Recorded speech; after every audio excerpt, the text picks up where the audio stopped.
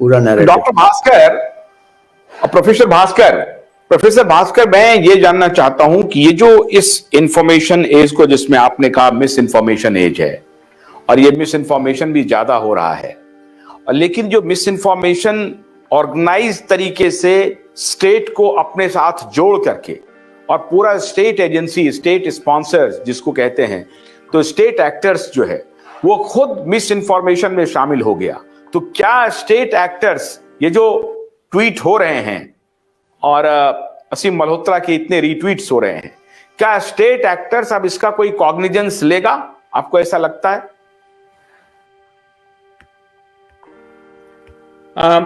अभी इस सिचुएशन में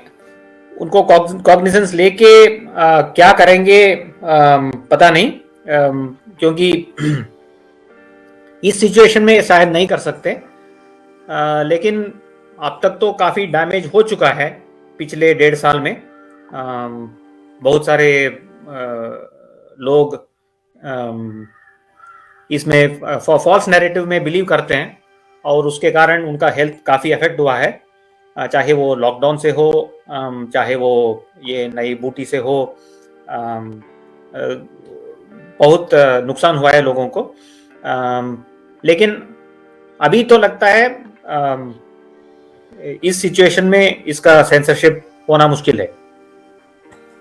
हाँ, मत नहीं, अब इसको तो आप इस रीट्वीट को तो आप रोक नहीं सकते हैं, ये तो रीट्वीट होता ही रहेगा, अभी पता नहीं कितने हजारों में जाएगा ये।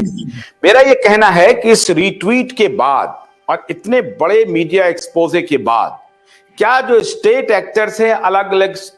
देश में, जैसे मान लीजिए हमारे देश में हमारा जो अभी की जो सरकार है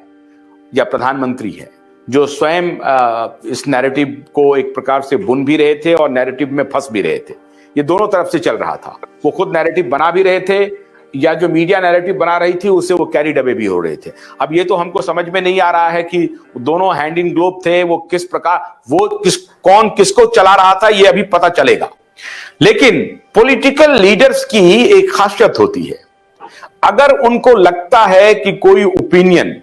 मास ओपिनियन में कन्वर्ट हो रहा है और उसका एक मजबूत कैकोफनी पूरी तरह से तैयार हो गया है और वो रिबाउंड कर रहा है और उसका रेजोनेंस जो है बहुत तेजी से ग्रास रूट लेवल तक जा रहा है, ऐसी स्थिति में पॉलिटिकल बिरादरी अपने आप को एकदम से बदल लेती है और जो नया ओपिनियन होता है जिसमें लगता है कि ये ओपिनियन हावी हो रहा है तो उसके साथ चल पड़ती है। मैं ये इसलिए कह रहा हूं क्योंकि जो हवा बनाई गई थी कि हाई लेवल इंक्वायरी हो रही है, हाई लेवल मीटिंग हो रही है, चाइना के इससे घबराहट हो रही है, लेकिन अब वो चाइनीज भी खबर गायब हो गया और कोई हाई लेवल मीटिंग भी नहीं हो रही। आपने देखा होगा पिछले 8-10 दिन से मांडविया जी कहां है उसकी कोई खबर नहीं है, कोई खबर नहीं है। पत्र लिख दिया गया था राहुल गांधी जी को कि आप अपनी यात्रा कैंसिल कीजिए, भयंकर तेजी से वो फिर से महामारी बढ़ने का खतरा है, और उनका जो आईटी सेल है वो एक्टिव भी हुआ था हल्का, लेकिन उतना एक्टिव नहीं हुआ था। लेकिन यकायक 10 दिन से वो खबर गायब हो गई और उसका कारण यह भी है कि ये असीम मल्होत्रा जी ने पत्र लिखा है। असीम मल्होत्रा जी ने सीधा पत्र लिखा है प्रधानमंत्री को कि जिस प्रोडक्ट को हमारे देश ने प्रतिबंधित कर दिया, आप उस प्रोडक्ट को अपने यहां कैसे चला पा रहे हैं।